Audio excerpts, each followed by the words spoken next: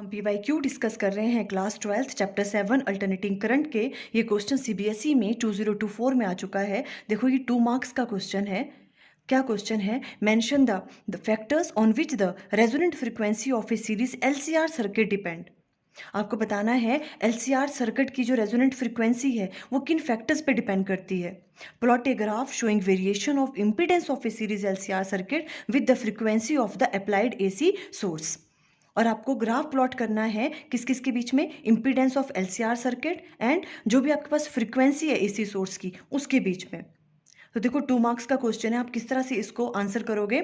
सबसे पहले देखो हमें क्या राइट डाउन करना है, the resonant frequency F R equal to किसके बराबर होती है, उसका फॉर्मूला आप राइट डाउन करोगे 1/2 पाई एल सी का अंडर रूट होता है।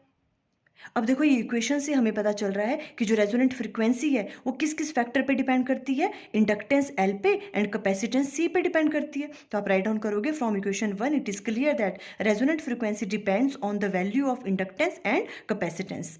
सेकंड पार्ट में इन्होंने क्या पूछा था, plot a graph showing variation of impedance of A series LCR circuit with the frequency of the applied AC source. आपको इंपीडेंस से फ्रीक्वेंसी के बीच में ग्राफ ड्रॉ करना है। तो देखो इस तरफ इंपीडेंस है, यहाँ पे फ्रीक्वेंसी है एसी सोर्स की, तो इस तरह से ग्राफ बनता है। बहुत इंपॉर्टेंट है ये वाला ग्राफ, इस तरह से बनता है। देखो ये वाली जो फ्रीक्वेंसी होती है इसे हम कहते हैं रेजोनेंट फ्रीक्वेंसी। और रेजोनेंस फ्रीक्वेंसी पे क्या होता है, इंपीडेंस की वैल्यू जो है वो मिनिमम होती है। देखो इतनी सी है इंपीडेंस की वैल्यू, और ये किसके बराबर होती है, आर के बराबर।